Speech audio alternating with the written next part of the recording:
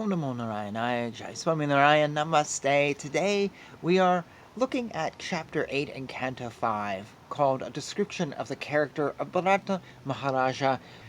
Sri Sukadeva Goswami continued. One day, after finishing his morning duties, evacuating, urinating, and bathing, Maharaja Bharata sat down on the bank of the river Gandaki for a few minutes and began chanting his mantra, beginning with Om. While Maharaja was sitting there, a doe, being very thirsty, came to drink. While the doe was drinking with great satisfaction, a lion, which was very close by, roared very loudly. This was frightful to every living entity, and it was heard by the doe. By nature, the doe was always afraid of being killed by others, and it was always looking about suspiciously. When it heard the lion's tumultuous roar, it became very agitated. Looking here and there with disturbed eyes, the doe, although it had not fully satisfied itself by drinking water, suddenly leaped across the river. The doe was pregnant, and when it jumped out of fear, the baby deer fell from its womb into the flowing waters of the river. Being separated from its flock and distressed by this miscarriage, the black doe, having crossed the river, was very much distressed. Indeed, it fell down in a cave and died immediately. The great Maharaja, while sitting on the bank of this river, saw the small deer, bereft of its mother, floating down the river. Seeing this, he felt great compassion. Like a sincere friend, he lifted the infant deer from the waves, and, knowing it to be motherless, brought it to his ashrama. Gradually, Maharaja became very affectionate toward the deer. He began to raise it and maintain it by giving it grass.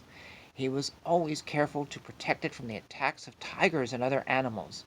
When it itched, he petted it, and in this way he always tried to keep it in a comfortable condition. He sometimes kissed it out of love. Being attached to raising the deer, Maharaja forgot the rules and regulations for the advancement of spiritual life, and he gradually forgot to also worship Lord Vishnu. After a few days, he forgot everything about his spiritual advancement. He began to think to himself, "Oh, alas, this helpless young deer, by the force of time, an agent of Lord Vishnu, has now lost its relatives and friends and taken shelter of me. It does not know anyone but me, as I have become its father, mother, brother, and relatives. This deer is thinking in this way, and it has full faith in me.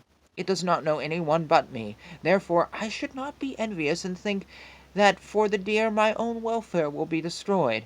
I should certainly raise, protect, gratify, and fondle it. When it has taken shelter with me, how can I neglect it? Even though the deer is disturbing my spiritual life, I realize that a helpless person who has taken shelter cannot be neglected. That would be a great fault. Even though one is in the renounced order, one who is advanced certainly feels compassion for suffering living entities. One should certainly neglect his own personal interests, although they may be very important, to protect one who has surrendered." Due to attachment to the deer, Maharaja lay down with it, walked about with it, bathed with it, and even ate with it. Thus his heart became bound to the deer in affection. When he wanted to enter the forest to collect kusha grass, flowers, wood, leaves, fruits, roots, and water, he would fear that dogs, jackals, tigers, and other ferocious animals might kill the deer. He would therefore always take the deer with him when entering the forest. When entering the forest, the animal would appear very attractive to Maharaja due to its childish behavior. He would even take the deer on his shoulders and carry it due to such affection. His heart was so filled with great love for the deer that he would sometimes keep it on his lap, or when sleeping on his chest. In this way he felt great pleasure in fondling the animal.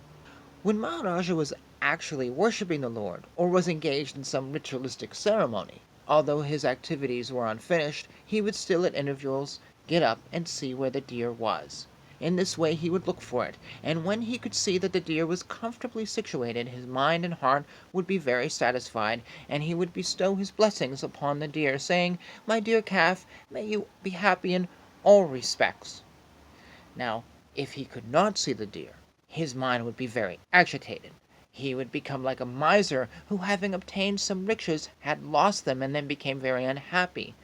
When the deer was gone, he would be filled with anxiety and would lament due to separation.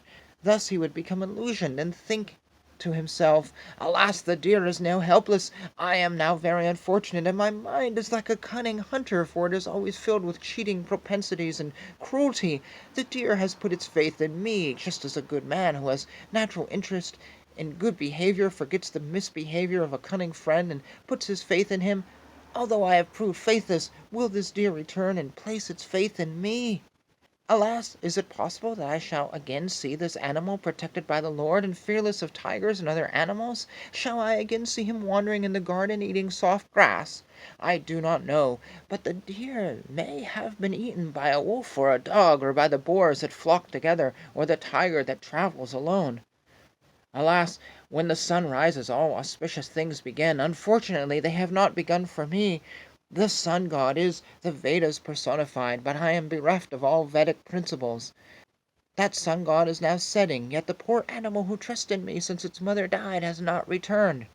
That deer is exactly like a prince. When will it return? When will it again display its personal activities which are so pleasing for me to see? When will it again pacify a wounded heart like mine? I certainly must have no pious assets, otherwise the deer would have returned by now.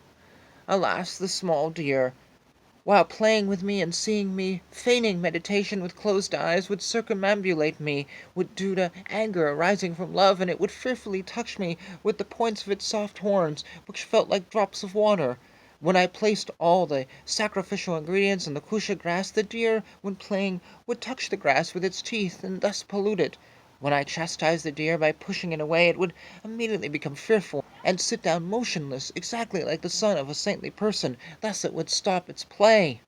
After speaking like a madman this way, Maharaja got up and went outside. Seeing the footprints of the deer on the ground, he praised the footprints out of love, saying, "Oh, unfortunate Bharata, your austerities and penance are very insignificant compared to the penance and austerities undergone by this earth planet. Due to the earth's severe penances, the footprints of this deer, which are small and beautiful, most auspicious and soft, are imprinted on the surface of this fortunate planet.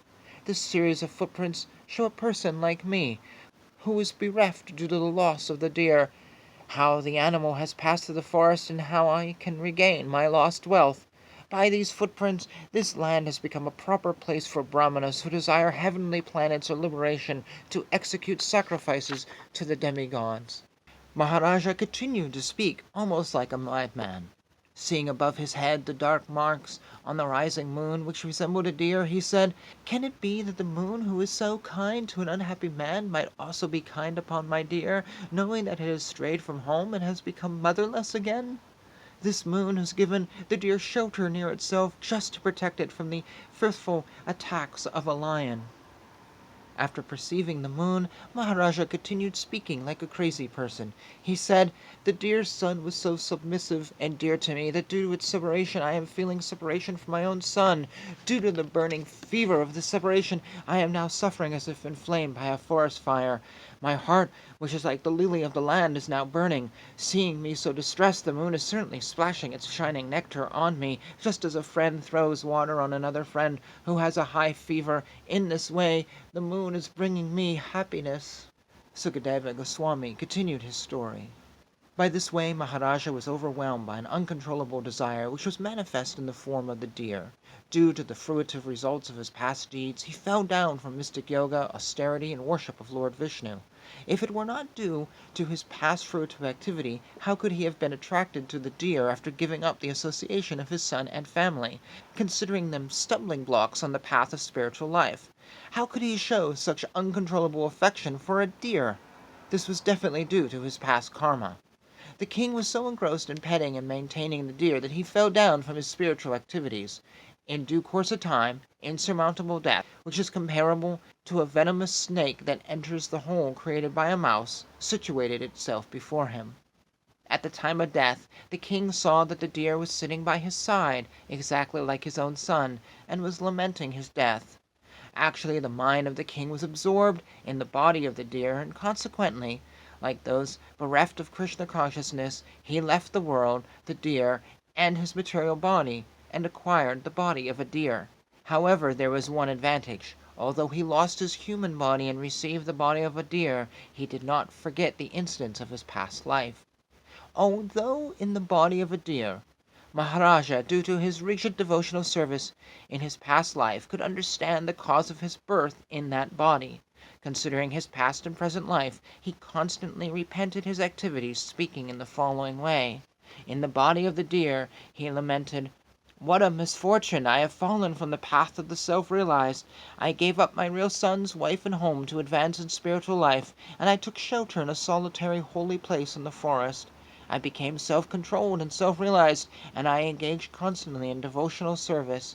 However, due to my personal foolishness, my mind again became attached, this time to a deer. Now I have obtained the body of a deer and have fallen far from my devotional practice.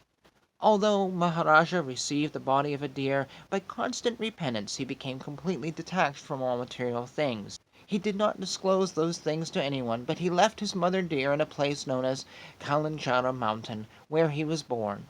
He again went to the forest of Salagrama and to the ashrama Palatsya and Pulaha.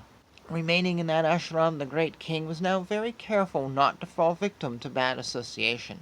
Without disclosing his past to anyone, he remained in that ashram and ate dry leaves only. He was not exactly alone, for he had the association of the Supersoul. In this way he waited for death in the body of a deer, bathing in that holy place. Eventually, he finally gave up that deer body. And thus ends chapter 8. So it is said that at the time of your death, whatever you are focused on shall be determining where you go next.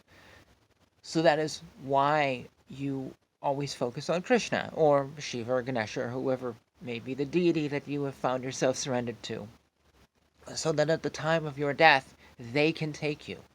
Versus laying in bed going, oh, this house, and my car, and my wealth, and my bank account. You will not go to good places with that. Or, as we saw with Maharaja, focusing on a deer.